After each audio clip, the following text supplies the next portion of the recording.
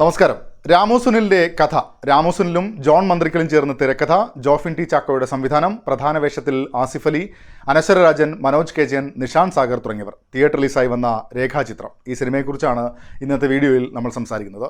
ചില സിനിമകൾ അതിൻ്റെ പോസ്റ്റർ ഇറങ്ങുന്നത് മുതൽ ഒരു പ്രതീക്ഷ നൽകാറുണ്ട്. ഫസ്റ്റ് ലുക്ക് പോസ്റ്റർ മുതൽ ഒരു ഇൻട്രസ്റ്റ് തോന്നിപ്പിച്ച സിനിമയായിരുന്നു രേഖാചിത്രം. പിന്നീട് സിനിമയുടെ പശ്ചാത്തലത്തെ പറ്റിയും കഥയുടെ കാലഘട്ടത്തെ പറ്റിയുമൊക്കെ ചർച്ചകൾ സോഷ്യൽ മീഡിയയിൽ ഉണ്ടായിരുന്നു.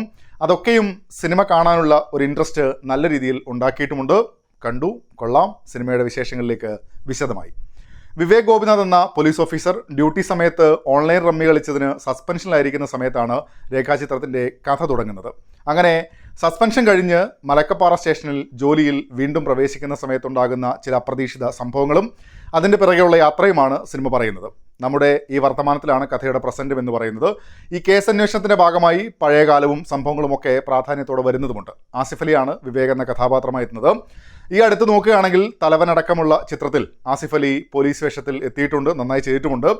വിവേകിലെത്തുമ്പോൾ സാഹചര്യമൊക്കെ മാറുന്നുണ്ട്. ആ കഥാപാത്രത്തിൻ്റെ അന്വേഷണങ്ങൾ, അതിലെ ഉയർച്ച താഴ്ചകളിലെ വിവേക് എന്ന രീതിയിലാണ് മിക്കപ്പോഴും പരിഗണിക്കുന്നത്. ഇതിലൊരു വൈകാരിക തലം കൂടെ കൊണ്ടുവരുന്നുണ്ട്. അന്വേഷണ ഉദ്യോഗസ്ഥൻ സത്യസന്ധനാണെങ്കിൽ ആരാണ്, എന്താണ് സംഭവമെന്ന് കണ്ടുപിടിക്കാനുള്ള ആത്മാർത്ഥ ശ്രമം ഉണ്ടാകുമല്ലോ. അതിനൊപ്പം അയാളുടെ ഉള്ളിലുണ്ടാകുന്ന മനുഷ്യത്വപരമായ ഒരു അടുപ്പം, അറിയാനുള്ള ആകാംക്ഷ എന്നതുകൂടെ ഉണ്ടല്ലോ. ആ ഒരു ജേണി ആസിഫ് അലി നല്ല രീതിയിൽ തന്നെ കൊണ്ടുവരുന്നുണ്ട്. അതുകൊണ്ട് തന്നെ നമുക്കും അയാൾക്കൊപ്പം യാത്ര ചെയ്യാൻ സാധിക്കുന്നുണ്ട്. ക്രൈംബ്രാഞ്ച് ഉദ്യോഗസ്ഥനുമൊക്കെ ആയിട്ടുള്ള സീനും രസമായിരുന്നു. അനശ്വര രാജനാണ് മറ്റൊരു പ്രധാന വേഷത്തിലെത്തുന്നത്. മികച്ച രീതിയിൽ തന്നെ ചെയ്തിട്ടുണ്ട്. ഈ കഥാപാത്രത്തിൻ്റെ ആർക്കിനെ കുറിച്ച് പറഞ്ഞ് ഞാൻ അങ്ങനെ സ്പോയിലർ ആക്കുന്നില്ല. എങ്കിലും പ്രേക്ഷകരുമായി കമ്മ്യൂണിക്കേറ്റ് ചെയ്യുമ്പോൾ പാളിപ്പോകാൻ സാധ്യതയുള്ള ഒരു സംഭവമായിട്ടാണ് എനിക്ക് മൊത്തത്തിൽ തോന്നിയത്. പഴയകാലം എന്നതിൻ്റെ പരിപാടികൾ കൂടെ അതിനൊപ്പമുണ്ട്. പലപ്പോഴും പഴയകാലം കാണിക്കാൻ കൊണ്ടുവരുന്ന ടെംപ്ലേറ്റഡ് പരിപാടികളെ ഈ സമയത്തെ കാണികൾ കാണുന്നു എന്നതിലേക്കുള്ള ഒരു വിഷനോടെ കൊണ്ടുവരാൻ സംവിധായകന് സാധിച്ചിട്ടുണ്ട്. ചില സെക്ഷൻസിൽ അതത്ര മികച്ച രീതിയിൽ വന്നില്ല എങ്കിൽ കൂടെയും അനശ്വര രാജൻ പ്രകടനത്തിലൂടെ അത് കുറച്ചുകൂടെ മികച്ച രീതിയിലേക്ക് കൊണ്ടുപോകാൻ ശ്രമിക്കുന്നു എന്നുള്ളത് എടുത്തു പറയേണ്ടുന്ന കാര്യമാണ്. മനോജ് കെ ജയൻ പ്രാധാന്യമുള്ള ഒരു വേഷത്തിൽ തന്നെ എത്തുന്നുണ്ട്. സംഭാഷണങ്ങൾ വളരെ കുറവാണ് എന്ന് തന്നെ പറയാം. പക്ഷെ അപ്പോഴും അയാളുടെ ഉള്ള് പ്രഡിക്റ്റ് ചെയ്യാൻ പറ്റാത്ത സാഹചര്യത്തിലും പ്രക്ഷുബ്ധമാവുന്ന അയാളുടെ മനസ്സ് ഓരോ ഘട്ടം കഴിയുമ്പോഴും അത് മുറുകുന്ന അവസ്ഥയൊക്കെയാകുമ്പോൾ നോട്ടങ്ങളിലൂടെ മനോജ് കെ ജയൻ കൊടുക്കുന്ന ഒരു ഡെപ്ത് വളരെ പ്രധാനപ്പെട്ടത് തന്നെയാണ്. നോട്ടങ്ങൾ കൊണ്ടുള്ള കമ്മ്യൂണിക്കേഷൻ പരിപാടി ഗംഭീരമായിരുന്നു. സെറീൻ ഷിഹാബ് നല്ല രീതിയിൽ തന്നെ ആ റോൾ ചെയ്തിട്ടുണ്ട്. നല്ല ഇമ്പാക്റ്റ് ഉണ്ടായിരുന്നു. സിനിമയിലേക്ക് പ്രേക്ഷകനെ പെട്ടെന്ന് തന്നെ ഇന്നാക്കാനും ആ ഒരു മിസ്റ്ററി സ്പേസിലേക്ക് പ്രേക്ഷകനെയും പെട്ടെന്ന് തന്നെ കൊണ്ടുപോകുന്നതിലും സിദ്ദിഖിൻ്റെ പ്രകടനം എടുത്തു പറയേണ്ടത് തന്നെയാണ്. നിഷാന്ത് സാഗറിനെ സംബന്ധിച്ച് അങ്ങനെ പെർഫോം ചെയ്യാനുള്ളൊരു സ്പേസ് ഒന്നും സിനിമയിലില്ല. അപ്പോഴും ആ കഥാപാത്രത്തിന് കൊടുത്തിരിക്കുന്ന ഒരു മാനറിസം ഒക്കെ കാണാൻ രസമായിരുന്നു. ശ്രീകാന്ത് മുരളി, സുധി കോപ്പ, മേഘ തോമസ്, ഇന്ദ്രൻസ്, ജഗദീഷ്, കമൽ, ഹരിശ്രീ അശോകൻ, സായികുമാർ, ടി.ജി. രവി തുടങ്ങിയവരൊക്കെയാണ് സിനിമയിൽ മറ്റു വേഷങ്ങളിൽ എത്തിയിരിക്കുന്നത്.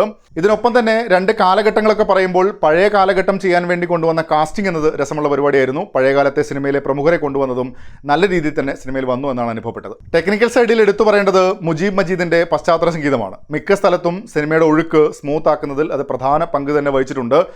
സിനിമയിൽ അന്വേഷണത്തിൻ്റെ സെക്ഷൻസ് വരുമ്പോഴും കഥ പഴയ കാലത്തേക്ക് പോകുമ്പോഴും ഒക്കെ ആ ഒരു ഒഴുക്ക് നമുക്കങ്ങനെ മിസ് ചെയ്യുന്നില്ല. നല്ല രസമായി തന്നെ പോകുന്നുണ്ട്. ആർട്ട് വർക്ക് സിനിമയിൽ നല്ലതായി തോന്നി. കളർ ഗ്രേഡിംഗ് കൊള്ളാം.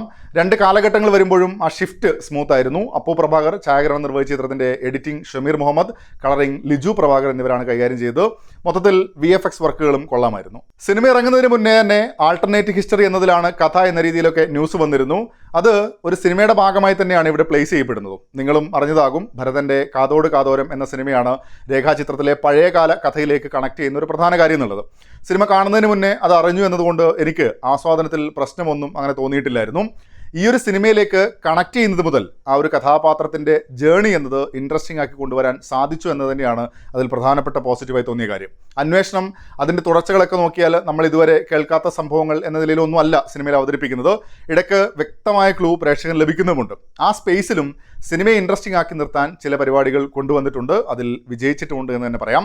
കാതോട് കാതോരം എന്ന സിനിമയിൽ തുടങ്ങി ആ കാലത്തിലേക്ക് തന്നെയുള്ള ഓർമ്മകൾ എന്ന നിലയിൽ സംഭവങ്ങളെ ചേർത്ത് വയ്ക്കാൻ പറ്റിയതും കൊള്ളാവുന്നൊരു പരിപാടി തന്നെയായിരുന്നു. മറ്റു സിനിമകൾ കൂടെ വരുന്നത്, സിനിമാക്കാർ വരുന്നത്, അങ്ങനെ ആൾട്ടർനേറ്റ് ഹിസ്റ്ററി എന്നതിൽ നമ്മളും കേട്ടിട്ടൊക്കെയുള്ള സ്പേസിലേക്ക് കൊണ്ടുപോകാൻ സാധിച്ചു എന്നത് സിനിമയുടെ പ്രധാന മികവ് തന്നെയാണ്. മിസ്റ്ററി ഡെവലപ്പ് ചെയ്ത് അതിനെ തുടർ അന്വേഷണങ്ങളൊക്കെയായി മുന്നോട്ട് പോവുകയും പിന്നീട് പ്രധാന കഥാപാത്രത്തെയും അവരുടെ ഒരു ജീവിതയാത്രയും നമ്മുടെ മുന്നിൽ അവതരിപ്പിക്കുമ്പോഴും ആ രസച്ചരട് മുറിയുന്നില്ല. ഇടയ്ക്ക് ഗ്രാഫ് താഴുന്നുണ്ടെങ്കിലും അപ്പോഴേക്കും ഇൻട്രസ്റ്റിംഗ് ആയ ചില സംഭവങ്ങൾ കൊണ്ടുവന്ന് അതിനെ ബാലൻസ് ചെയ്യാനുള്ള ശ്രമങ്ങളും കാണാം. മമ്മൂട്ടി ഈ സിനിമയിൽ ഉണ്ടോ ഇല്ലയോ എന്നുള്ള ചർച്ചകളൊക്കെ കഴിഞ്ഞ ദിവസങ്ങളിലും ഇന്നും കാര്യമായി തന്നെ ഉണ്ട്. മമ്മൂട്ടിയുടെ പ്രസൻസ് എന്നത് കാതോട് കാതോരം മുതൽ അങ്ങോട്ട് സിനിമയിലുടനീളമുണ്ട്. അതിനെ നല്ല രീതിയിൽ തന്നെ പ്ലേസ് ചെയ്യാൻ സംവിധായകന് സാധിച്ചിട്ടുമുണ്ട്. അതിൻ്റെ തുടർച്ചകളും സിനിമയെ ലിഫ്റ്റ് ചെയ്തെടുക്കുന്ന കാര്യങ്ങളിൽ തന്നെ പെടുന്നതാണ്. പ്രസന്റിലെ അന്വേഷണമൊക്കെയായി ബന്ധപ്പെട്ട ചില സീനുകൾ, പ്രത്യേകിച്ച് ഇതിലെ എവിഡൻസുമായി ബന്ധപ്പെട്ടത് കുറച്ചുകൂടെ ക്ലാരിറ്റിയോടെ സിനിമയിൽ അവതരിപ്പിക്കാമായിരുന്നു എന്നാണ് എനിക്ക് തോന്നിയത്. അതുപോലെ രേഖയുടെ ജീവിതം പറയുമ്പോൾ ആ യാത്രയെ കുറച്ചുകൂടി ഇൻറ്റൻസായി സിനിമ പരിഗണിക്കേണ്ടിയിരുന്നു എന്നും തോന്നി. ഓവറോൾ രേഖാചിത്രം ഇഷ്ടപ്പെട്ടു, കൊള്ളാം എന്ന് തന്നെയാണ് അഭിപ്രായം. ഒരു മിസ്റ്ററിയും അന്വേഷണവുമായി മുന്നോട്ട് പോകുമ്പോൾ ആൾട്ടർനേറ്റീവ് ഹിസ്റ്ററി എന്നതിനെ കാഴ്ചക്കാരൻ്റെ സിനിമ കാണൽ ജീവിതത്തെ കൂടെ ചേർത്ത് വെച്ച് തന്നെ കഥ പറയാൻ പറ്റിയെന്നത് തന്നെയാണ് അതിൽ പ്രധാനപ്പെട്ട കാര്യം. അതുകൊണ്ട് കഥയിലുള്ളൊരു ഇൻട്രസ്റ്റ് ഉടനീളം നിലനിർത്താൻ സാധിച്ചിട്ടുമുണ്ട്. നല്ല പ്രകടനങ്ങൾ, നല്ല പ്രൊഡക്ഷൻ ക്വാളിറ്റി തിയേറ്ററിൽ തന്നെ പരിഗണിക്കാമെന്നാണ് എൻ്റെ അഭിപ്രായം. നിങ്ങളും സിനിമ കണ്ടിട്ടുണ്ടെങ്കിൽ അഭിപ്രായങ്ങൾ കമൻറ്റ് ബോക്സിൽ പങ്കുവെക്കുന്നു വരുന്നു. അപ്പോൾ മറ്റൊരു സിനിമയുടെ വിശേഷങ്ങളുമായി വീണ്ടും കാണാം. അതുവരേക്കും ബൈ ബൈ.